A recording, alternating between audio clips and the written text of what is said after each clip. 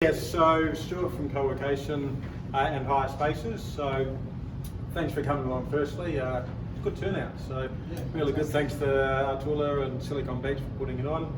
Gareth, thanks for coming along. I just wanted to say some sort of reason why you've got to listen to this guy actually. I've had a interesting experience with IP for falling apart. But yeah, so the booze, that's at 4 o'clock. So stay around for some drinks. If you're interested in co-working membership for a month, hit me up. And then in terms of the IP, so about 5 years ago, I stumbled across, who's heard of Hub Australia? Co-working space, yep. I hadn't heard of the co-working space concepts. And so I've read an article in the newspaper, it's kind of a novel thing at the time. I thought, I'll go check out Hub Australia, and I loved it. I thought, this is an amazing concept. What I needed, I was living in Barcelona at the time, working on my projects, but didn't, working with a bit of a community, but sort of, I thought, co-working would be great for sort of a startup business in Barcelona. So then I thought, hang on, co-working to me, it made sense to take it to the next level and say, take co-working to the road. So I thought of this idea called co-workation. Co-working vacation meets the two. That's what I used to do. I used to travel with my laptop, and it just sort of makes sense. Well, that's going to be where the evolution of co-working will eventually be co-working vacations, and co-workation will become a word. Maybe co-workation already exists. So I did a Google search, looked online, there was nothing. I thought, oh wow, okay, I'm going to register that name. So I got online, Trademarks Australia, signed up to contacting Trademarks Australia, signed up, registered the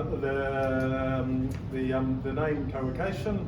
Great. I wasn't ready. I was working on other business at the time. I'll sit on that for a couple of years, sorry. And then when I get ready to work on it, then I've got it ready, waiting for me. Anyway, a couple of years came around, and I thought, okay, now I'm going to get going with co-location. Started getting it rolling. I thought, okay, I'd registered in Australia, Southeast Asia, and Europe. I've got to register in the USA. So I made a friend with someone that was in IP over in Barcelona, and said, okay, so I've got all these registered, can I now register to the States? And she said, yeah, no worries. She looked into it, you're not registered. Co-location brand name doesn't exist.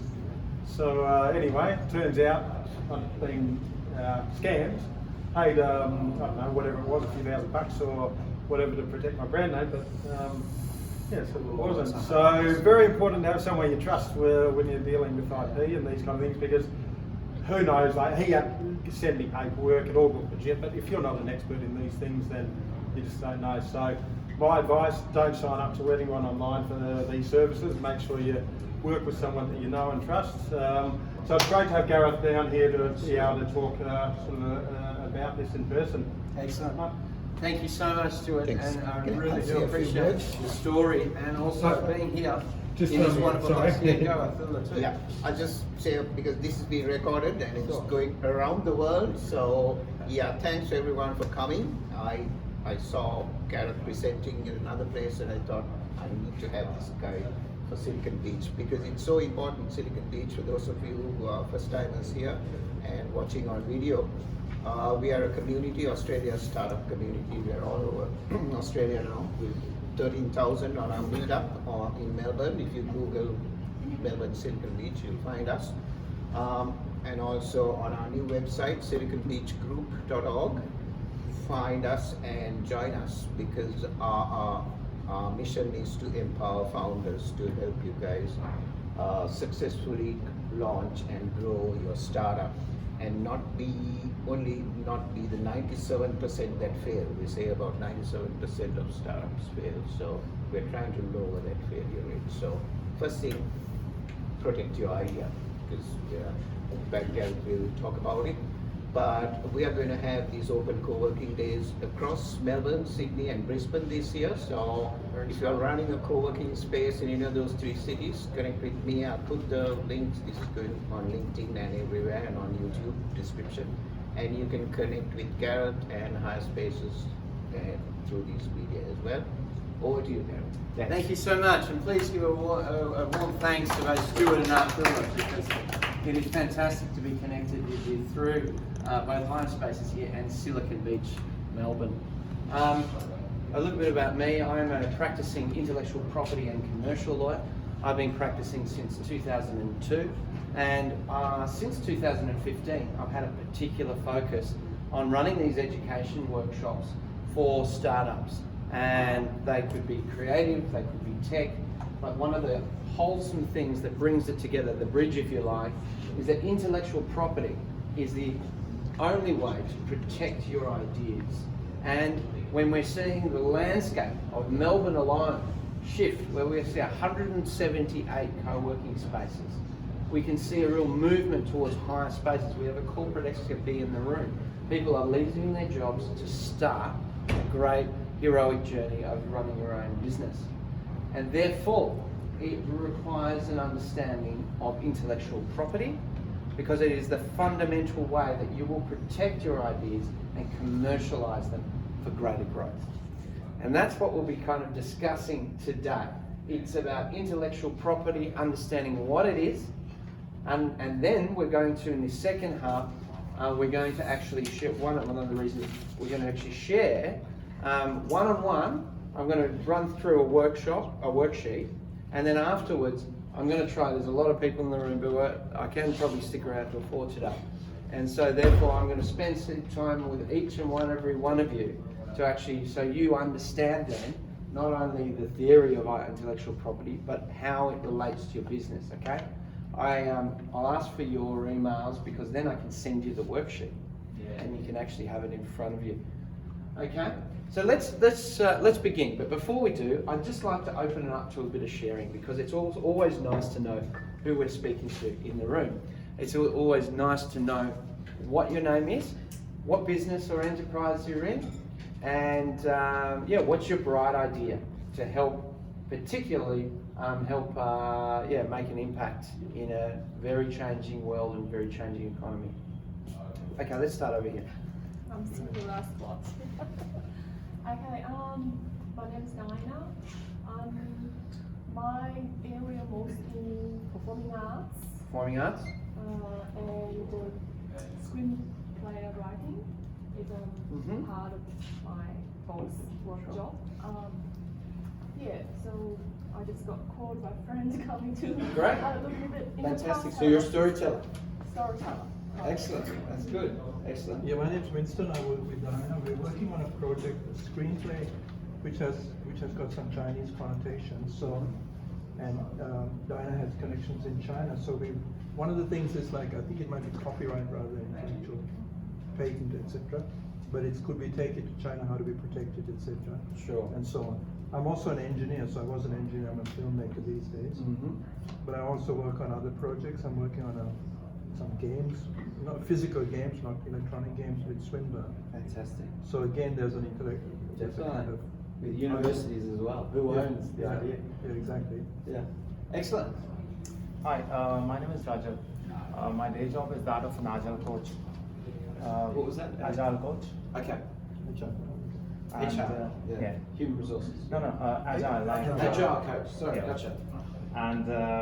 And my side hustle is related to coaching, but it's very different. It's more around kindness. Plus, I'm also working with a software development company in India, and essentially we're doing some software development business here. Okay, great. So that's me. Fantastic. Awesome. I love how people have dual identities. It is the world of dual identities. Absolutely. So I'm Serena. 3 weeks ago I was a recruiter. Now I am trying to start my own business. Exciting. Looking into pet products. Pet products. Great. So this is very interesting for me, because I am looking at some products that it's pretty popular in overseas, but probably not so much in Australia. So Sure. it's looking at, okay, well, whether it is because there's no market here, or is it because people just haven't kind of brought the idea here to Australia? So I wanted to find out a little bit more. Thank you. Excellent. Great place to start. Can you all give her a round of applause and encouragement for being brave and leaving her corporate job? Not everyone has the courage to do that, and people should be encouraged to follow their ideas, okay? Next. Hi, I'm Flor. I recently came to Australia last middle of last year. Okay. Where from? I've been originally from the Philippines. Okay, great. I worked here for 12 years. My background is design. That's where most of my most of my IT. career is. But then when I was exposed into like business networking back in Singapore, Yeah. after a few years, my group of network friends established a company back Yeah. there. But it ended up like we're just investors. We're now internal investors. We haven't opened into Okay. the public. Great. Good experience. It's an agribusiness. Yeah. But it's still ongoing with for all investors. Now coming back here to Australia, still looking for another job, but at the same time, I'm doing MBA, executive MBA, so to further my knowledge and then to eventually go into full-time business later on. But I still need a job Okay. to finance my.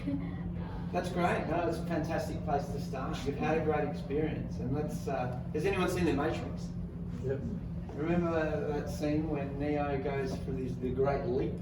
You know, he's got software, he's been downloaded, he's in the new world, he's left the building, but he falls the first time. And everyone falls the first time. And it's okay to fall. It really is. It is so cool to fall because it's how you learn. Okay? And that's why we've got these wonderful spaces now, you know, to actually fall more softly. People like Stuart, you know, is finding his way in the dark. Still falling. He's still falling. Free falling. Okay? And the other thing is, do you I'm a take the red big pill or fan. the blue pill? Red pill. Well, that's right. You took the blue pill. Is it the blue pill? I don't know. remember. I think it should be the blue pill, but I think it's the red pill. But anyway, you've taken you're here, and that's the most important thing, because you know we're all building a bridge to a very new world, and we need your ideas. Okay, I absolutely believe this. Having 17 years as an IP lawyer and seeing all sorts of business, mainly at the beginning in very large corporates. Nowadays, the thriving SME and startup sector is 80% of our economy. They're people like you. Okay. Next. Who would like to go next? You, sir. My name's Adrian. I've just finished my undergrad doing IT. Okay. Fantastic. Yeah, now sort of just keen to learn, explore this side a little bit before I get the full-time job, basically. Great. Awesome. You're jumping in the deep end, which is good to see too. Maurizio, after 20 plus years working in corporates and an MBA here at the Melbourne Business School and traveling around the world, living in 3 continents, 4 countries, I've decided to start up a soccer training business called Kick a Football, working with little kids from 5 to 12-year-old, primarily in schools, before, after school programs, futsal competitions, birthday parties, holiday programs. So that's something I started 5 years ago. It's going pretty well, but I decided to keep part of it and get my head coach to run it day to day. And what I've done is I've moved into a company called Zib Media, which is a digital media agency, and I specialize in online reputation management, which is something I did many years ago. And I also dipped my toes in a couple of potential entrepreneurial ventures that come out of the digital media. Fantastic. There's a real mix in there, which I love, you know, because you've got obviously someone who's following your passion. You've got kids yourself? Yep. 2 kids. And you love soccer, right? That's right, I'm Italian too. Come on. You can't get away from it then, you know, it's in your blood. Which is fantastic, because I believe ideas, I know ideas, are a higher expression of our identity. And if you want to, a surefire way to follow your bliss is you create a business around what you love. Because it is what will see you through the endurance required to actually make it sustainable. You know, so you can, you know, effectively, like Neo, drop bullets when everyone shoots at you, right? Because there is a journey involved, and it's a personal journey. So I love hearing about your ideas. Great. Yeah, hi, I'm Nishan. I'm here with Kid. So we're working in the delivery space. So you have things like delivery and stuff, but we don't focus on restaurants, we focus on small businesses such as florists, butchers, all those things. So we found that they lack a delivery service and they also lack an online presence. So we give them both. Yeah. Great. So you do digital marketing? Is it all- No. We actually, so we're in the process of creating for So, sales page or- No, yeah. It's kind of like a marketplace, very similar to Uber Eats, but instead of restaurants, we have florists, all those butchers, as I said, gift shops. It's a delivery platform. Great. for everything Delivery we do. platform. Yeah. That doesn't- Excellent. No, that's fantastic. There's going to be a lot of IP in this, right? I just know already. Okay, so fantastic. Really forward-thinking idea. Sounds great. Up the back. Hi, I'm Liz Plummer. I have two companies. One is a management consultant and I work with startups to do the boring stuff. So bringing some structure and organisational design and all the important things that a startup needs when they're coming out of an early stage. So they don't become that statistic that Tula mentioned, 97% of them fail, having some structure. And I've also got a music licensing company that uses music to film and TV. We might catch up later. Games dev, I've got composers as well. So they're That's running it. two things there. They have a lot of IP, obviously, with what they do, but even at different levels. So I'm interested to hear what Yeah, no, definitely. I'm sure we'll have a good chat. We're going to do one-on-ones with everyone who wants to afterwards. But licensing is a big part of my background too. I used to work in television. Okay, I was at SBS Television 10 years ago. And I was there at the foundation of the commissioned content and online division. But the key contract, we'll get into contracts and commercial side, is licensing. That's how you make money from your intellectual property. It leverages your IP, and it's the transaction document. So it'd be very interesting to source from a music perspective as well. And fundamentally now that you've got ideas and you're making money out of them, when you get to that point, let's just be honest, it won't happen at the very start. Sometimes it does. But basically, the licensing agreement is so key because it's the transaction. Okay, next. Great. Such variety in the room. It's fantastic. My name is Pritika. I have been a technical co-founder for complex startups. I build initial product, the team, help the businesses to scale quickly and move for big growth. Great. You could find yourself a co-captain there. Great. That sounds wonderful. Hi, I'm Dan McGrady. I wear multiple hats. One is with SiliconBeach. I work with all of you, so thanks and whatever needs doing. Sure. Coming up with stupid ideas. And also co-founding a business called Simpatico, which is soft skills and interpersonal skills training and development for businesses and startups. Yeah. So we work with Big focus in education now too. yeah. That subject. Yeah, so we work with founders, SMEs, local government here, and also we get programs, international consulting with businesses overseas. Wonderful. Fantastic. Well done. Hi, I'm Matt Shorosky. I'm the founder of Chronicle. We create digital cemeteries. Wow. So we take all their old records and maps. Maybe we have to remap it, redraw it, and it all looks something like Google Maps. It shows where each of the plots are, who's buried where. We can look up where our ancestors or family are, add a bit of history, and the cemetery keeps it all up to date. How And that's interesting. the- Fascinating. Who are your clients? Mostly around Victoria, but small to medium cemeteries in That's what Victoria. I was gonna say.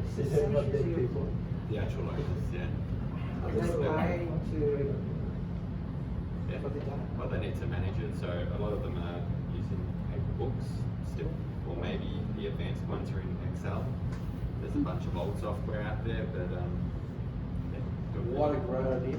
Fantastic. Digital cemeteries. Anywhere else in the world done this? there's a few competitors that I have, Okay. but not that many. How long have you been in it? About 3 years. 3 years. What gave you that idea, mate? Yeah, I know. I wanted to, giving that idea as our identity. You know? So a bit of my background is as a surveyor, so drawing up maps and things like this, and I was in sales in a similar industry but the utility space. A friend of mine was contacted by a cemetery to do a survey of their cemetery, draw up a paper map. At the same time, the same cemetery had paper ledger that they were putting into Excel, digitising that, and well, you combine it together, then you get what we've built. Fantastic. What's the name of the brand? Chronicle. Chronicle. All right, have you got a trademark? This is something you really want to get into, because that I would suspect would be a popular name. Yeah. Anyway, we'll get into that. Yeah. No, You know good what- timing, what- especially at 3 years. What came to my mind when you said digital cemeteries, I was thinking like where do these LinkedIn profile and Facebook profile and where do they That's go? true, yeah, I nearly thought Maybe there's a the this is- Facebook, yeah. memorial pages. Maybe there's an idea there as well. Evolution. Yeah. Imagine the VR. Oh, right, yeah, let's That's not too far. One idea at a time. Okay, excellent. Hi, I'm Kayla. I've just recently launched a business with my partner online, working in the natural medicine and natural health sector. I've been in kind of corporate industries in gourmet food and beverage for the last couple of years, and so I've always been interested in that. So I'm kind of just here because it intrigues me and interests me. Great. Yeah, having a foundation is really important. Quite frankly, lecturing at universities as well, I don't see IP being taught in anything other than a optional subject as a law degree or as a part of an MBA as a one quick unit. And that's, I believe that this is such an important knowledge that in 2015 I just decided to give it away for free, because I believe that everyone who is in business, particularly small and medium-sized businesses, should have an understanding of it. So it's great to have you here. And is this the last not least, then we can actually get into the material. Andrew Miles is my name. Similar to Dan, I've got a number of hats. One of them is doing seed investment. So we provide our funding to companies that are looking at scaling up. So we take an equity position in your company and we release our cash. Also, I've got another business called True IP. And True IP does due diligence on intellectual property. Oh, interesting. So who's who in the zoo, who are your competitors, what makes your intellectual property unique and different from your competitors. Okay, and what does that look like? Well, we start from a macro landscape design, so who's clustered around you, who are the deepest pockets around you, and then we drill down into a micro analysis from a matrix structure to say these are the key features of your intellectual property, specifically patent technology, and what differentiates you from your top 10 competitors, and who are your top 10 competitors. This is a very valuable service. Yeah, We can certainly have some more discussions, I think. Yeah, And so, he's an investor too, angel You're an investor. yeah, so Okay. Yeah, I have to put an IP assessment, which is for bigger businesses. I often do that. You know, yeah, so it's we an do it IP from, audit. we do it from patent portfolios, so companies that yeah. have multiple patents and patent families, and you know, looking at certain patents to see whether you still should be holding on to them or should you just be trying to sell them, and if you are trying to sell them, who should you be selling them to? But from a startup perspective, like, should you get a patent? And then, you know, doing your state of art searching. And then basically, we do a lot of work more for venture capitalists and angel groups who have deals that come before them who have intellectual property, and really what's the true worth of that intellectual. As well. Yeah, well, we don't do valuations because we don't have an AFSL, but we do give some guidance about. Great. Well, intrigued on your background. So what's your background? What brought you to this? Well, I come from IP, so I come out as Lawyer or? No, so more the analytical side. Interesting. Well, I look forward to further discussion because it is a huge part of our kind of massive, you know. Next now, thank you very much for everyone for sharing. I love hearing about people's ideas and very interested in the stories behind them as well, because I am a fundamental believer that you need to follow your passions and you need to follow your identity. It's no point doing a job or even starting a startup if it's not congruent with who you are. Okay, that's a big part of what I teach also in education. Because when it comes to the commercial side of it, the endurance required, the time required, and the passion, which are all fundamental parts of business and growing businesses, needs to be congruent with who you are. And that's what an idea is. And that's why I'm going to share with you one new dream that I have for 2020. I love hearing about people's dreams because they are their ideas, okay? And I'm the first person to say follow them. And I'm going to share one with you that I'm doing next week. I'm just going to go. I'm going to go down here. Next week, I'm going to live a dream. I'm flying to Davos, Switzerland to join the World Economic Forum and be around the table at a timely time, when Australia is burning. Because I'm a bigger believer in social entrepreneurship the more I go. And the World Economic Forum, just for those, has been around for 50 years this year. It was founded in 1970, and it has developed a very strong reputation around the world, including in intellectual property, for being a leadership voice for world leaders across academic, economics, and business and education. And education is a very important one too. And so next week I'm going to travel to Davos, Switzerland, and it's there that I'm going to be discussing ideas. I'm writing a book. It's coming out later in the year. You're all welcome to come to the launch in RMIT. It's called Finding Gold, and it's around the importance of identity and intellectual property, finding what that is for you. So yeah, I just wanted to share that with you, and while this time next week I'll be very hard working down here somewhere, the question I wanted to put to you here today, discussing intellectual property, is what will it take for you to reach the summit of your ideas? Ideas are like buses, they can come and go. However, what is that cornerstone of that idea that you believe you can take to the top? Okay?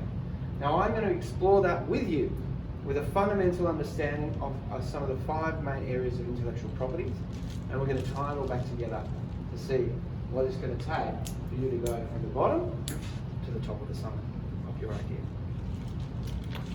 Okay, so let's begin with our understanding of intellectual property. What is intellectual property? The World Intellectual Property Organization, which was formed also from Geneva in Switzerland, defines it as an area of law which enables people to earn recognition or financial benefit from what they invent or create. More simply put, intellectual property is the product of the mind or the intellect. They can be everything from creative ideas through to scientific, and they can cross into plant breeders, and other areas of disciplines, which is what I love about intellectual property. It brings together so many disciplines. So it is essentially an idea that, in the encouragement of the World Intellectual Property Organization, permits you to gain a commercial benefit from. Okay? We have 60 to 80,000 thoughts a day. Many of them ideas. How many of them are serving you? How many of them not? Let's not answer that question right now. Instead, let's focus on the ideas that will take you to the summit. And in understanding the creations of the mind or intellect, I'm going to take you through 3 main areas today. 3 main areas. A fundamental understanding of copyright and what that is, because that underpins everything. Then we're going to discuss in the concept of patents, because it's a very large area, very hugely economically valuable area of the law, patents, and just have an understanding of that. And then we're going to touch on trademarks, which everyone needs to know about. Has anyone got a brand in the room? Most of you should have. If you haven't, you should go and speak to the marketing people to help develop one, because everyone needs to understand the importance of trademarks and branding. There are other areas, but these are the 3 areas I'm going to touch on today, and then finish off a little bit on contracting, because this is an introduction to that. Contracting is very important, as I touched on in license. So let's begin at the start. Copyright. Now, who believes they've got an understanding of what copyright is and just like to share in 140 characters a tweet or less? I'm going to share it with you instead. Copyright is like oxygen. We breathe in copyright and breathe it out every day. There's copyright in the written word that is placed on a piece of paper. There's copyright. Has anyone shared a post this week? A photograph? Perhaps wrote some music? Or all of these things contain copyright, and it's been with us for a very long time. It was formed in the Statute of Anne in the 1700s, where they saw with the advent of publishing, book publishing, that it was important for writers and authors to grab a pecuniary benefit, a financial benefit for their works. Okay, so it began with publishing. And here we are 400 years later, and gee, hasn't it evolved? We've seen a lot of change, even in the last 15 years. And I believe in our lifetime, intellectual property laws will be severely challenged and need to be updated, which is another reason that I'm travelling to the Economic Forum. Really, really interested in this issue. But basically, the copyright is identity. That's what copyright is. It's in everything from the branding and logos that you design. It's involved in the design, of an ad. It's in the marketing materials. It's the website copy. It's the photographs that are on your iPhone that you might tweet or Facebook or LinkedIn the gram. I've just created a new app. For the benefit of promoting your business and services. Okay, I come from a TV background. So when we were making films, we would have to, it would be required of us to get a subject to actually get a clearance.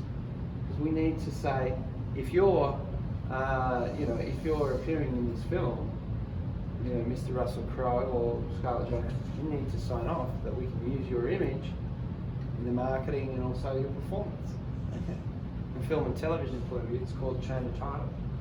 So copyright's in everything. It really is. It is the fundamental of intellectual property. I call it the oxygen because we just need to understand that we're breathing in copyright and out every day in our businesses. And so you just having an understanding of what it is will allow you to then begin to understand how you can contract around your copyright to make the maximum pecuniary benefit for you and your business. It's enshrined in law, the Copyright Act 1968.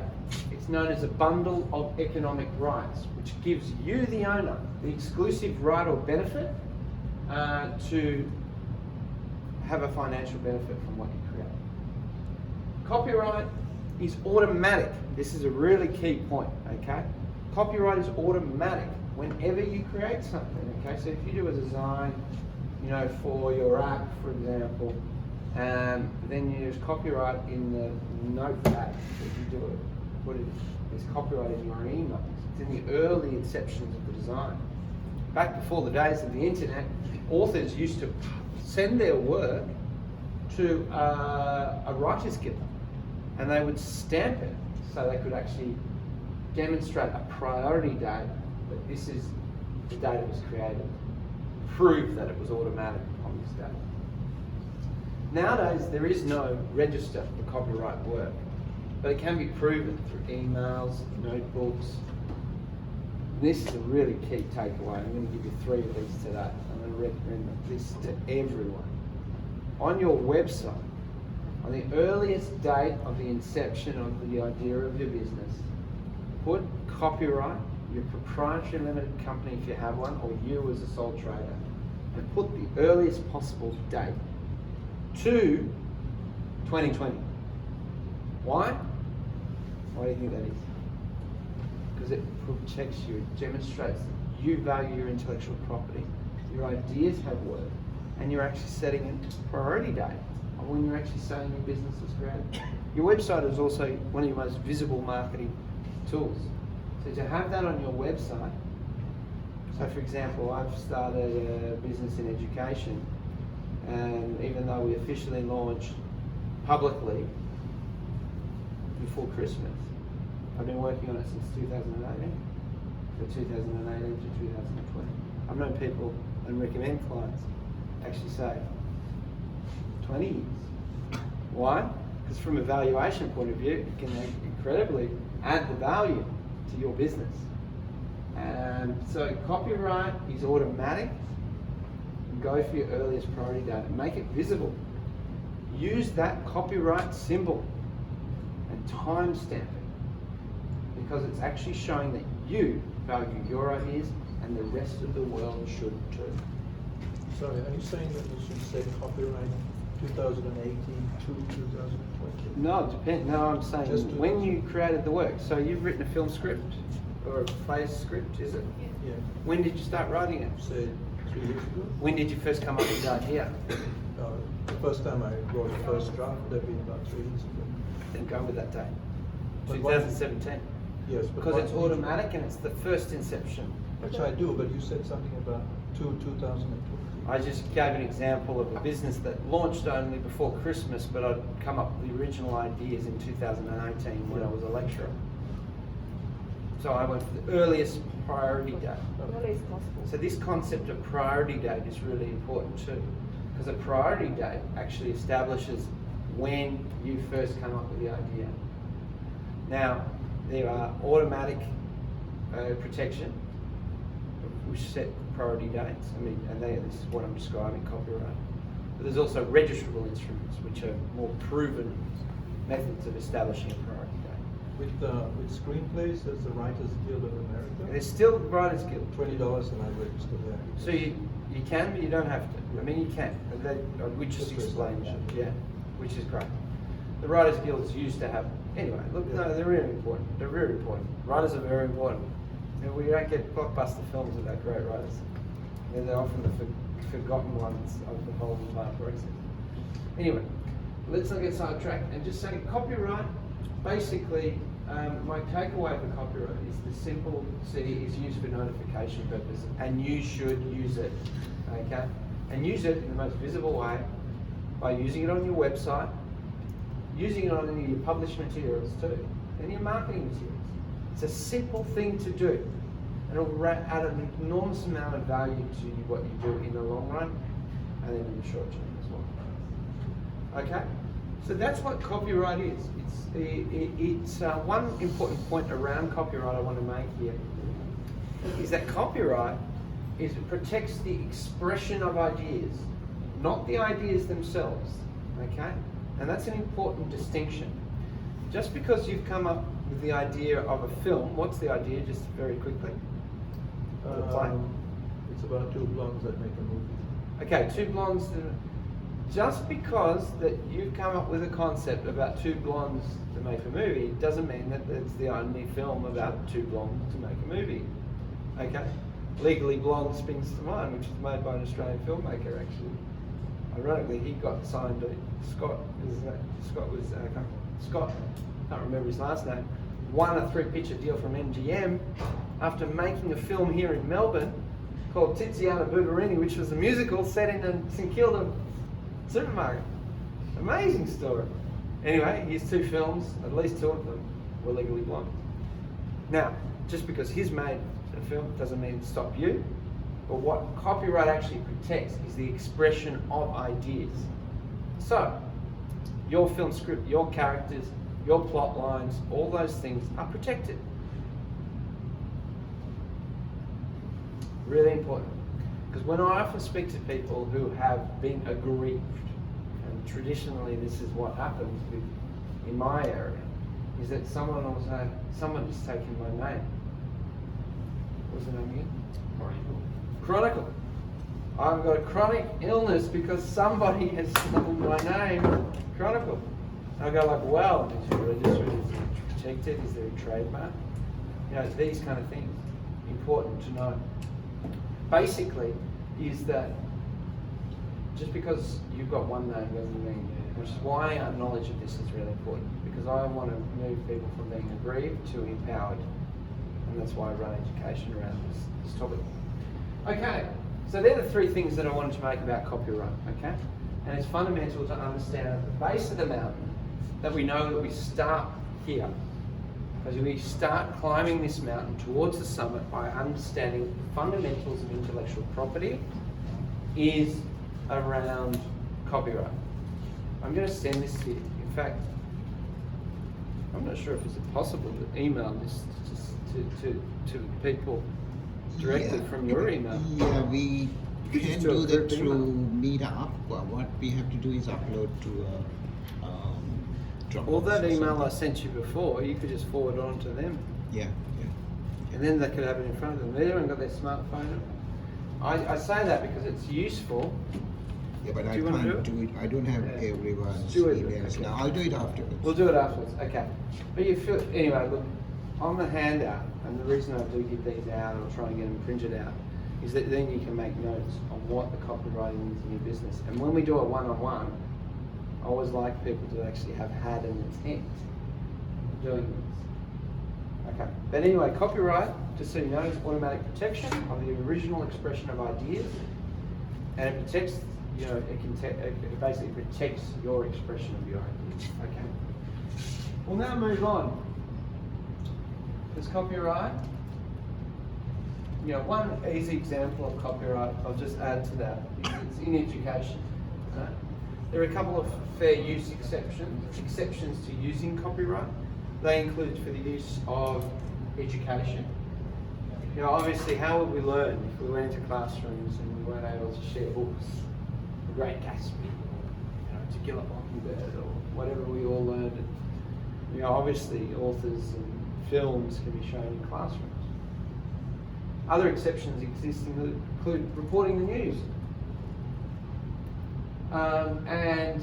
Reporting the news. I worked on, you remember another lawyer, but Sean McCaleb? Yes. Okay. He made a film, a series on SBS called Newstopia. Okay. I worked on that program. And really, they were using snippets of the news, and they were making comical comments on it. And I worked on the chain of title side of it, and I had to go and see whether it was possible. And do you know what? They made an entire show out of other people's materials. Because not only could they get away with the fair use exception of reporting the news, there's also a fair use exception for the point of parody, for making comical relief, right? There's three areas: education, news, and comical relief, or parody. Did you know that? Otherwise, how could stand-up comedians? There's a fair use exception. If you're making a joke out of something, you can fairly use other people's material. And these guys created an entire show out of almost all those exceptions. Newstopia. Anyway, well, this is like, that was for parody. I can't get on. Okay, it's a bit tall, but I do want to sit down, so excuse me. All right, so, free or fair use is an exception to copyright. Let's now talk about patents. Who understands what a patent is? Yes, tell me what you believe a patent is. Well, it's probably the next step over from copyright, where there's actual detailed content. Yeah. And it would be, for example, just an engineering thing, how it all works. So you've got to have all of the components and how it works, and I guess the outcome of what it achieves. Okay, so what a patent is it's a registrable right, okay, that does protect a new or inventive step. So in a roundabout way, yes. Okay. It differs from copyright because it's not automatic. It's a registered right. And what it can actually do is it actually helps you protect a new or inventive step. Okay? And look, this has been going on for a long time, and patents can be incredibly valuable. In fact, there was a female entrepreneur, a film made by, I believe, Keira Knightley, stars in it, I think. You know, the first bras were invented by a female, but there was also patented for a vast amount. You know, it's a huge industry. And just on that, can I just say that the seamstresses that worked on the Apollo 11 are the ones that kept the astronauts safe. They were all from Brazilian manufacturers. Anyway, there's a little fact for you. And then that created an entire new patent and method of manufacture, spacesuits, okay? So this is the wonderful thing about intellectual property. We stand on the shoulders of giants, and inventors and scientists and artists have always been doing this. It's just that intellectual property helps derive commercial value when it's done and executed well. You know, there's hats, there's fashion, you know, methods of manufacture. An interesting one that often comes up is actually whether a computer software can be patented, which is tricky. But we have a patent partner of our firm. This is Steve Davies, who actually specialises, as he's an entrepreneur and software developer, and he actually specialises in helping many app developers their patents through. Okay? So, but look, in summary, a patent is a legally enforceable right. It is protected by the Patents Act 1990 for a device, substance, method or process. Basically, for an application, it's a registrable right, so which means IP Australia administers the registration of this as a patent, as an instrument. And as we heard it from Stuart, it is very wise to get the right legal advice, particularly when it comes to patents, but many other areas of IP, because you need to make sure it's being registered correctly. You need to know that it is exactly what is specified is what you intend to do. And you want to know whether you've got the exclusive monopoly over that idea by registering it as a patent. It also becomes very, very important when you go down the route of investment, because an investor will want to know what they're investing in. And it's got to go beyond copyright. For something, a big idea, a big world-changing idea, you want to try and secure the patents. Okay? I had a client in Fashion Enterprise who last year created, I won't go into too much of the detail, but a way that influencers, a marketplace for influencers, basically that could gain further traction, you know, through brands sponsoring the influencer. Okay, and they have, before they even built the app, they went and registered it because they want to also go to an investor and say, look, we have the idea, we have it on record, we have it registered. Okay. Now there are 3 different types of patents, and the type of patent you hold will determine the duration of your protection. Okay? Now the monopoly on worldwide patents, here's an interesting fact for you. How many patents did Thomas Edison register? Vicinity. Thousands. Right? And it's right to say that if he registered thousands, how many ideas do you think he came up with? Probably 100,000. Like, he's a man that used 60,000, 80,000 thoughts a day. I had another friend tell me recently that he used to, like, before he went, he used to sleep only maybe 6 hours a night. And he'd use, what are those balls called where they hold them in their hands? It's in the labyrinth, you know, David Bowie. You know, they're specific. I don't know exactly what they're called, but like we traditionally used for meditation and thinking.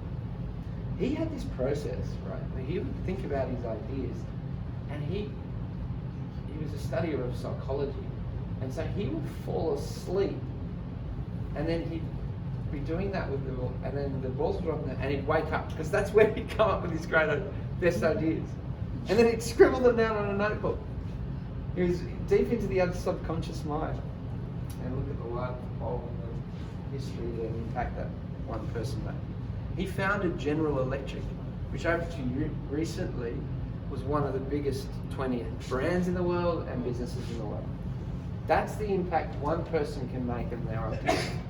So imagine, just imagine what everyone in this room and the collection of ideas, the power we all have. Okay? That's the exciting reality behind all this. Understanding this will allow you to build a business of substantial worth. Standard patent lasts up to 25 years, 20 years, sorry. And that allows you to have an exclusive monopoly. That's worth quite a lot if you've invented the light bulb. Okay? Well, let's not get into that, but who invented it. But one other thing that I'll say on ideas is that it's the expression of ideas themselves. Just because you invented it first doesn't mean that you're the person who can commercialize it effectively the best. Henry Ford didn't invent the motor car, but by gosh, he was the one to commercialize it. Okay? And bring it to market. Very important distinction. Commercialization of intellectual property should almost be another subset of this, because there's 1,000 great ideas. You have 100,000 great ideas in you. Knowing how to bring them to market is what very few do well. Anyway, I'm just giving you the landscape. And then an understanding of this starts you at the bottom of the mountain so you can reach the summit. Guaranteed. All Australian patent applications, when they are registered, must be filed with IP Australia. Okay? And this is where you see a specialist in IP, because we help you draft a patent, you can actually put a provisional patent in, get patent pending on your product, or service, or particularly your products, which allows you then to go to investors to get the money to advance and scale. Okay? And it's like this. How long do you believe it would take for someone to come in and steal your plasma screen if you left your front door open? How long? How long? 2 days. 2 minutes? 2 days? Depends where you live. Are they in the front door or are they? Well, if it's in your living room, you leave your door open. Okay. Not protecting your intellectual property is the equivalent of leaving your front door open and allowing others to come and take your ideas. Having a registration in place, whether that's a patent, trademark, or at the absolute minimum, your copyright symbol, is a gate at the front of your property saying, keep off the grass. Because if you leave your wallet or your door open, and someone sees that, they go, oh, it's a good idea. It's just sitting there. Protected. Because that's for only for Australian patent. But, Okay. It's not recognized in other countries. Okay, we'll get into that. Yeah. There is national protection, and now, administered through the World Intellectual Property Organization, you can actually gain international protection of your intellectual property. It's called a reciprocal right through 3 different treaties, depending on the area of intellectual property. For patents, I believe it's the Paris Convention. For trademarks, it's the Madrid Protocol. And these are international treaties that every member, they're a member of the World Intellectual Property Organization, will respect. If they're a member of those treaties, they will respect the reciprocal intellectual property of other countries. So in short, if you're registering, if your intellectual property, begin in your home country first, wherever your home business is. Like if it's in the Philippines, they made it. If it's here in Australia. And then you will, if they're a member of the treaty, which Philippines is, as well as Australia, you can actually gain access to international protection of your patents, your trademarks, your designs. Remember, copyright is automatic protection. But still, there's an international treaty. It's called the Berne Convention. It's called the Berne Convention, but there is safety. But you need to be registered in your home country first, and you need to have a door on your front gate. That's the point. You need to understand that, because it's actually not about not sharing. It's actually just saying, I'm in business and I'm secure in my ideas, and I want you to respect my ideas too. If you leave your front door open, you're just asking for people to walk in. Okay, it's actually about being commercial in your commercialization strategy. Okay. The last point I'll just make about patents is there's 3 different types. I mentioned the standard is 20 years, but also we find that a lot of entrepreneurs go for a provisional patent because that allows you to change your idea as time changes. A provisional patent will last up to 12 months, allows you to get investors on board and to possibly pivot into a different iteration of that idea. Okay, a provisional patent is for 12 months. And you can actually now get an innovation patent, which is a great incentive by IP Australia, because 20 years is a long time. But innovation patent is a medium test. Right? It's like going to Nando's and trying the mild chili. It goes for 8 years. I don't know if that's a very good analogy, but anyway, it's somewhere in between. Is it cheaper or something, or less complicated? It is a little bit less cheap, because in 20 years, there's a lot of fees when it comes to international registration. So there's 3 different tiers. Yeah? Sorry, can I ask a question about it? Yeah. Because I noticed that patent, I don't know about Australia, I know in the States, it's kind of first come, first served. Yeah. So if you have professional patent, will that kind of expose your idea first? That's the reason you register. And having a lighter touch is a provisional patent, because a provisional patent will then allow you to just explore the idea for 12 months. So in that 12 months, people can't register your idea? It's on the register. So it is what, look, and not all of this is done in your first week of your business. Right? There's also a strategy, a commercialization strategy about when to do it. Okay. Same with your trademarks and particular patents. You want to make sure you've got a worldwide market, or at least an Australian-wide market, before you go down the route of patent. Because it is an expense. I mean, it's about $5,000 to get a patent. Okay. That's something you want to be absolutely sure you're going to commercialise. But if you're going for $100,000 worth of funding from Melbourne Angels or other sources of venture capitalists, it's worth the investment. It's actually what also an investor will see distinguishing in you from, from the others. Because quite frankly, if you're saying, I want $1 million, however, I don't even have a front gate on my office in my house. It's not set up as a proprietary limited company.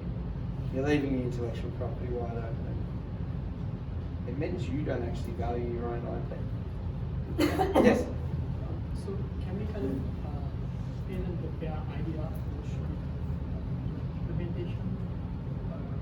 So to answer that question, a patent protects a new or an inventive step, or in the case of an innovation patent, a new and innovative step. It's a softer test. That's the mild on the peri-peri there. Is it's innovative versus new. New means there's really nothing else in the world. Nothing like Graham Bell's telephone ever existed before that was patented. Nothing. My gosh, when he did, he had a remarkable opportunity to capitalise on it. Okay, so in short, working with a qualified patent attorney to draft those applications is imperative, and that's why we work with Mr. Steve Davey, who is he's an entrepreneur patent attorney. We work in collaboration. We're both IP lawyers. He's a patent specialist. I'm a trademark attorney. That's my specialty within IP. Both of us speak the same language. So, at the end of the day, IP Assist is actually giving you the opportunity to assist you to actually protect your most valuable asset, which is your ideas. Okay, any other questions on patents? We'll move on. There'll be more time after this, because what's important for us, I believe, is to also move into a phase where we begin to apply this. Which is why we're going to have a short break, and we're going to have a discussion. Ideally, there's no photocopy around, is there? No, Stuart. Stuart doesn't have a printer, but if he had a photocopier, that would be really useful, because it means that in between a little break, what I would like to do, knowing that 4 o'clock is going to be around, 2 hours ago, is that for you to actually begin to just attempting to apply it to your idea means then we go one-on-one versus 20 of you, and maybe not you, not everyone, but it means that you'll get much more value. It's like anything. Until you apply it, it's all theory. And I really want to move into some application today, because it's when your learning goes from when you apply it to your own business, your own ideas.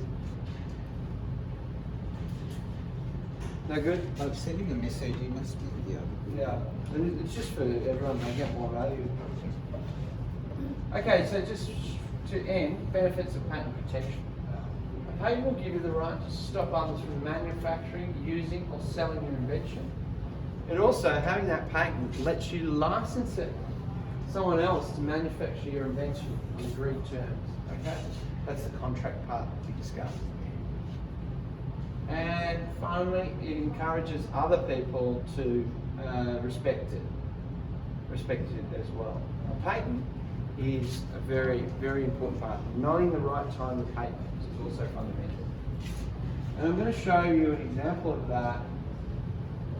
A real Australian doozy, okay? Who knows, who recognises the CSIRO patent case? Has anyone ever heard of this? I got some news for all of us Australians, or whoever, you know, we all are, is that we invented Wi-Fi. Wi-Fi. Did you realise that? Yes. Our country invented Wi-Fi, particularly a component of it called the WLAN technology, which makes wireless wireless. Magic in the air, that's what the internet is. Wireless created that magic, as CSIRO created. But who owns it?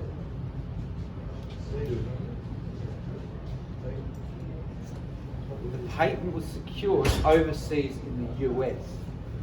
So our Chief Scientific Innovation and Research Organisation basically gave away a multi-billion-dollar idea. Why? Because they didn't patent it. Now I've worked for CSIRO, and I can tell you why. It was in a culture. It's a cultural thing. I mean, it's a wonderful place to work. I mean, I was in science, information, mathematics, and renewable energies alone. Important area, and that was over 10 years ago. We need those scientists now to be commercialising their ideas. And this is the distinction. They came up with the ideas, but what traditionally CSIRO who've been hopeless to do is commercialising them. So much so that the scientists create the fundamental technology, and then a forward-thinking IT company came and saw the opportunity, registered in the US, and exploited it worldwide. Okay? Travesty, really. We built it, we made it, and then what did we... That has the opportunity to turn our economy into something extraordinary. Right? And it really just goes to show the importance of intellectual property protection, and I can say without doubt. Because scientists, you know what? Scientists are like artists. They're awesome. They come out, they go with great ideas, and they make them. And then they just don't care. They've made it. They'll discover a new planet. It's for the sciences, for everyone. It's great. Not when it comes to this. So if you want to have impact, you make sure you have an impactful business. Elon Musk is not Elon Musk because he's got some great, brave ideas. He's a billionaire who backs himself and his intellectual property, and he knows that money is power, but it's not why it drives him. Clearly. You don't go into... Some of his ideas are not his own. Well, sure. He's a classic entrepreneur. He maintains a vision, and he's not afraid to change it. And he takes risks, calculated, very well calculated risks. But he also, it's interesting because here we have CSIRO, very well funded institution, invents great things, but they don't see a dollar return for a lot of the things they create. But It's important to have They impact. filed action afterwards and got some compensation, didn't they? Sorry? No, with CSIRO, yes, there was a litigation case and there was a settlement and they did prove it. But you know what? That payment was made and the patent still stands. Okay?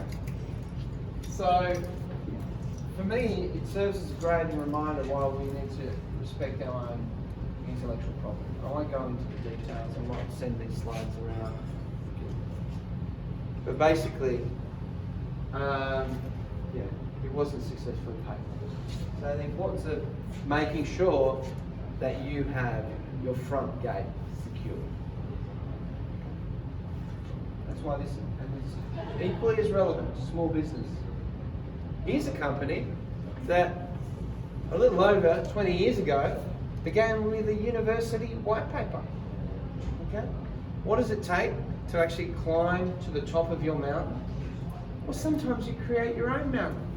That's what Larry Page and his colleague did. And it was only in 1997 they wrote a paper, co-wrote a paper on mathematical algorithms and their ability to find information through the information superhighway. Okay, that wasn't what Google is. Do you know what the net worth Google is? Do you know their incredible power, their brand name, how much they've affected our lives? Okay? That all began with an idea only 23 years ago. What they did do was successfully commercialise it. Absolutely they did. And they weren't always winning the race. Remember Yahoo? Remember Alta Vista. Alta Vista? Everyone had a Hotmail account over a Gmail account. Yeah. They won the war on email because they offered more products and services. You get 9 instant apps. Now I'm proudly all over Gmail now because I can go to my presentations, I can look up stuff. They go to created documents. scarcity. It was hard to get a Gmail address. You had to know someone who had a Gmail address. Yeah. And get a referral. Maybe that was part of their marketing Yeah, for it, you know. it is. It's like Alice in Wonderland. You got to wait for that matrix knock on the door. You get a Gmail account. But you know, the point is that everyone has this image. They're learning to commercialise it, and it becomes important by first recognising the power of our ideas. Otherwise, what are you doing? If you wouldn't drive your car without using a license, would you? So why are you driving your business without at least an understanding of what you need to license to run your business successfully? That's really what it comes down to. Because you too could be a Google. And this is not just a pie in the sky. You don't need to be the biggest and the best. The SME sector is 8% of our economy. And their business, I've already heard about some amazing businesses here today.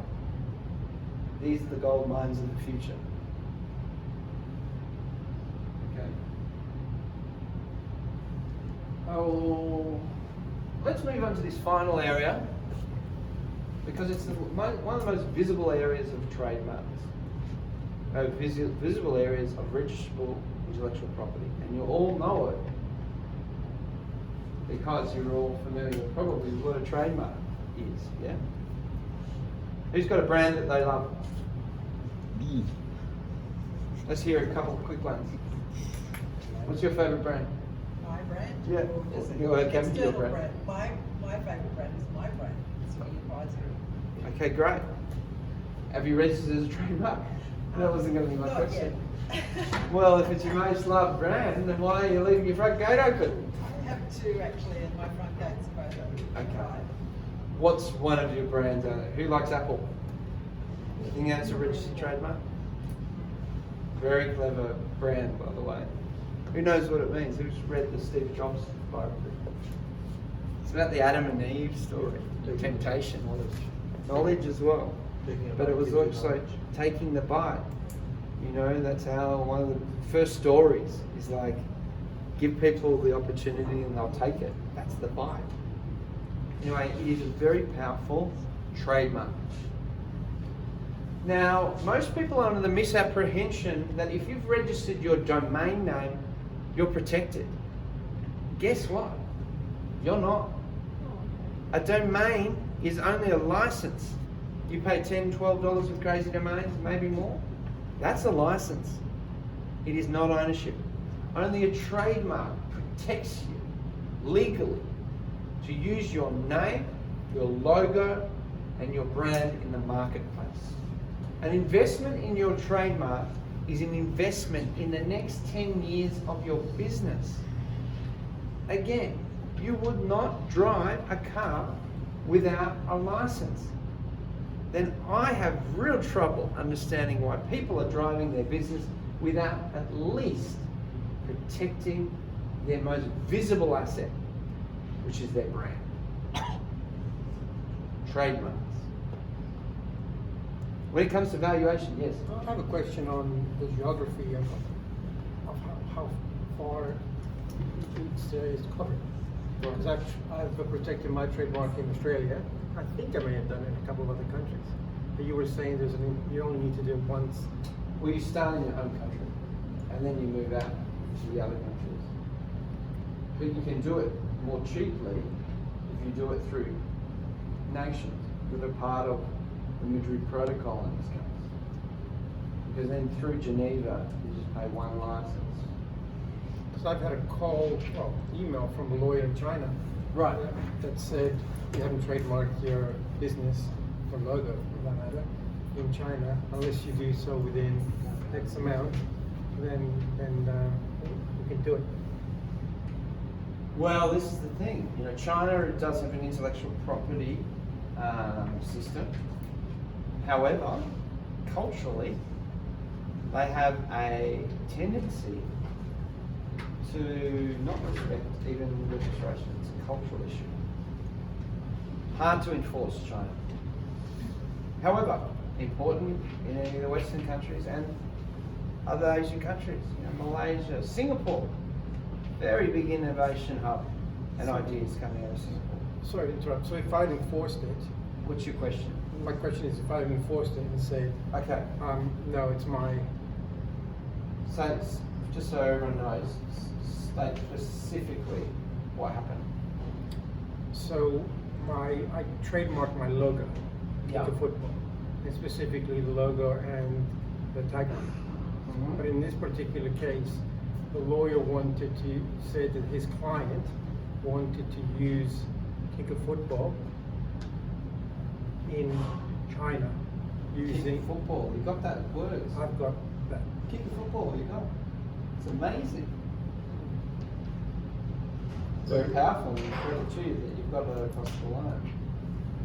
Is it because it's got the logo and the kicker football? Yeah, as I was talking, I was thinking about that. I think they actually were interested more in the Kick a Football and the use of kickafootball.ca in China, CN. And they wanted to use that.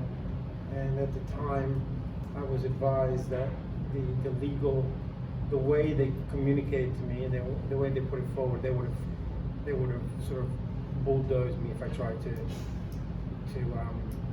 sue them. Well, look, some of this does come across, but not always. Money and finances are not. Burger King here in Australia is Burger King for what reason? Sorry, Hungry Jack's. Because they couldn't. Yeah. Hungry Jack's is Hungry Jack's here because a small fish and chip retailer in Queensland had the name. Yeah. So they had to change their brand, and they were global. But it's more difficult now, if I'm not mistaken. Someone can't. If a new country came on board, I'm just talking out of mind. They couldn't do Nike dot. Well, that's why you register trademark. I'll get into the fundamentals of that. Because a trademark is basically a name, designation, or logo that is used to identify a product and service. We all know what a brand name is. If you look at Interbrand, which is a great resource to actually look at even the last 20 years to see the brands that have changed. 20 years ago, General Electric was up there, you know, Ford Motor Cars was up there. Nowadays, who do you think are the top 10 of Interbrand? Google, Apple. And they won't even exist. They didn't even exist, some of them. 20 years only Google. That's the power of brand. And you've got a powerful brand too. Not only registering it will protect it, because it's the only legal protection. Now here's one man that knows the power of a trademark. Who's this guy? Sir Richard Branson. So Richard Branson understands the power of brand. Because ever since the 1960s, he has leveraged his brand into almost, I had a look, there's 132 instances of Virgin trademarks. So he doesn't own Virgin, he owns 132 variations of that. And guess what they are? Well, there's some of them. Virgin Atlantic, Virgin Mobile, Virgin Galactica. Okay? The latest one is the boat tours. Have you seen that? Mum and Dad, you know, child-free boat tours. Boat cruises, yeah. It's his new niche. But if he didn't understand the power of his brand, I mean, the power of this brand now allows him to move into entire new industries. His personal brand is something different. Same with Elon Musk and SpaceX. One's a brand, another's a personal brand. Tesla, huge brand. Branson knows this, and that's why he stands for doing business differently And thanks to both his combination of his personal brand and the Virgin brand, we just happen to walk down the Coke aisle and say, oh, Virgin Coke, of course it's Virgin Coke. You know, there it is again. Because he's already established a brand. And he pivots it into new areas. You know, if the valuation of that brand, I reckon, would eclipse. It's not up there in top 20 brands because he goes into niches and Virgin Airlines works and then he moves, he'll close down bits, but the brand stays strong. And in almost the 42 different classes of products and services, you'll see a Virgin brand. Amazing. It's the 1960s. Amazing. And that's the power of trademarks, okay? Because it gives you recognition. And when you're going to investors, you can have that that value, that brand value. And when you really take this far, Boost Juice, for example, then it's the fundamental part of a franchise as well. Franchising the leverage of your brand and your products and your systems and your processes. Janine Ellis, single.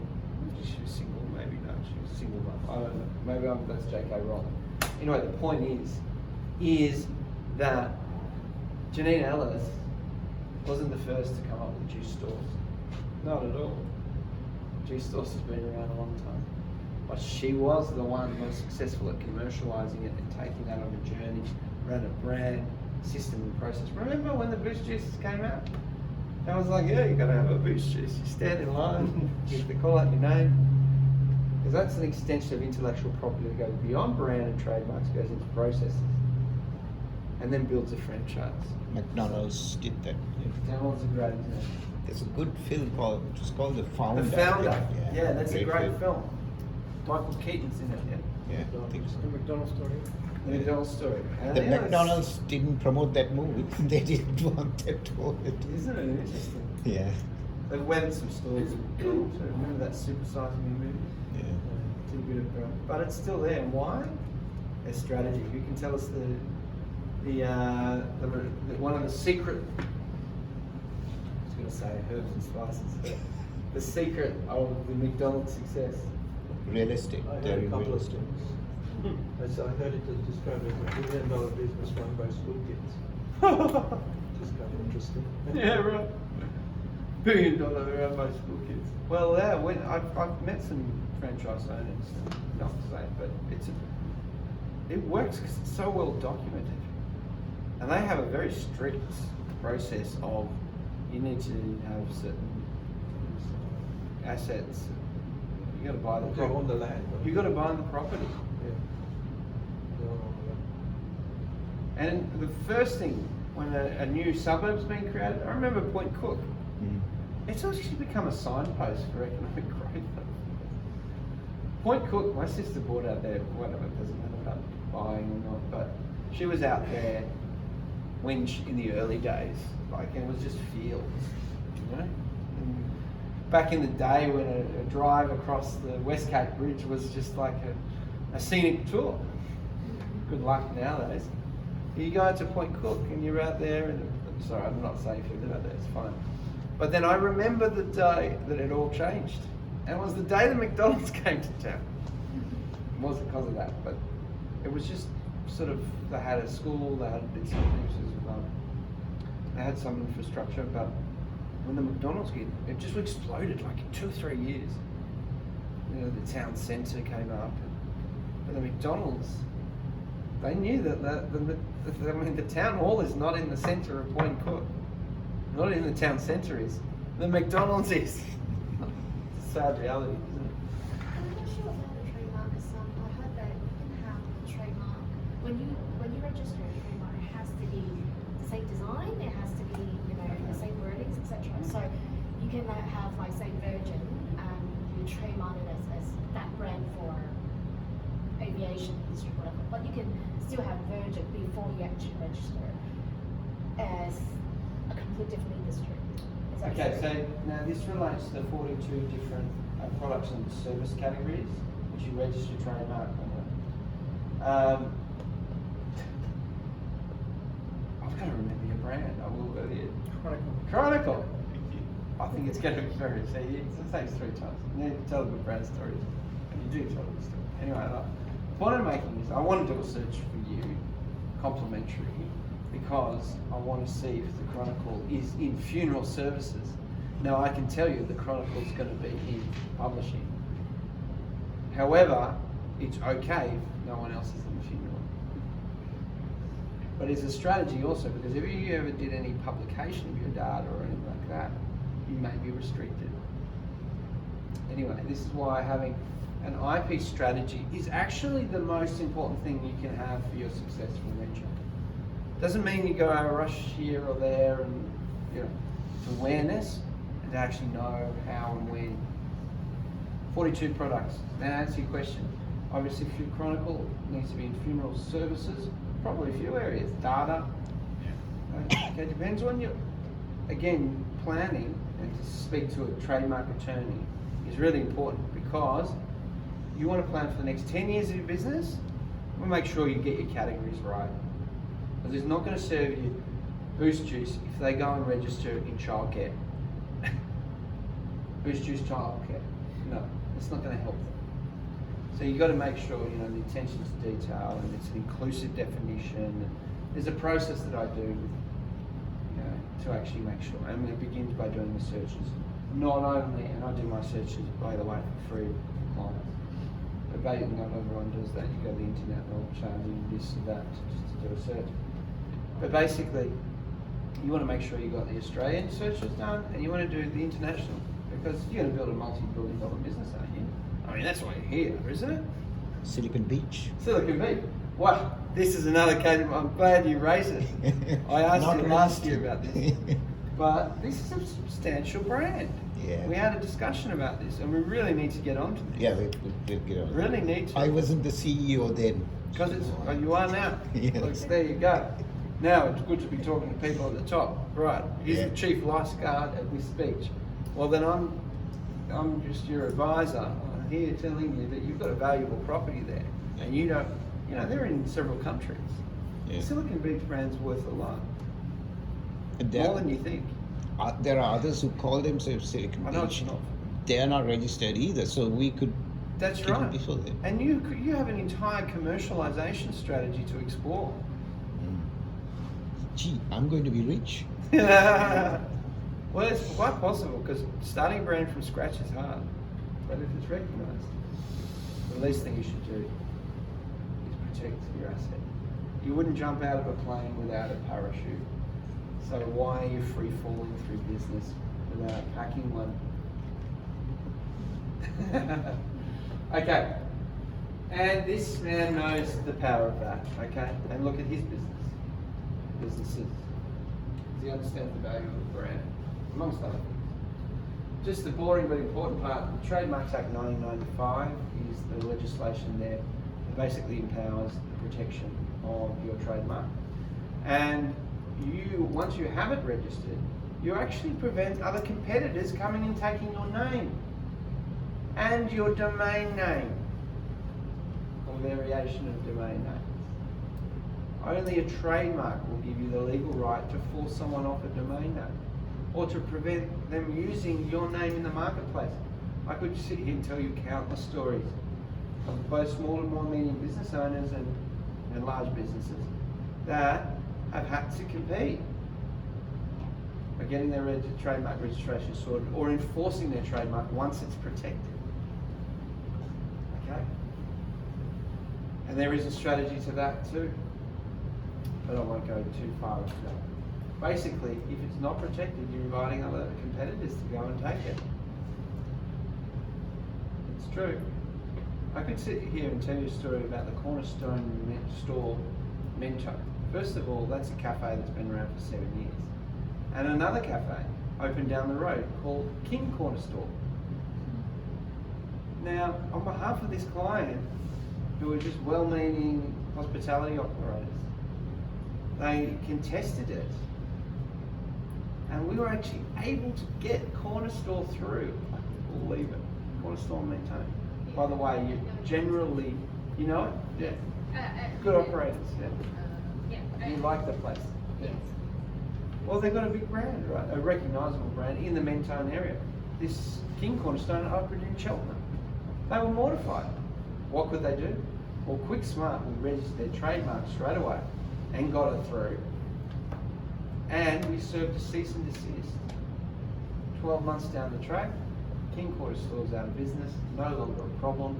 They have a registered trademark using the word Quarter Store. It's because their logo's so distinct.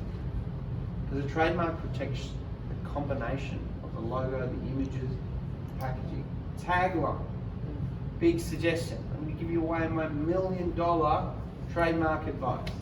That's how Wilson says. But the truth is if you've got a problem with the Chronicle and you can't get it through, you can create a tagline.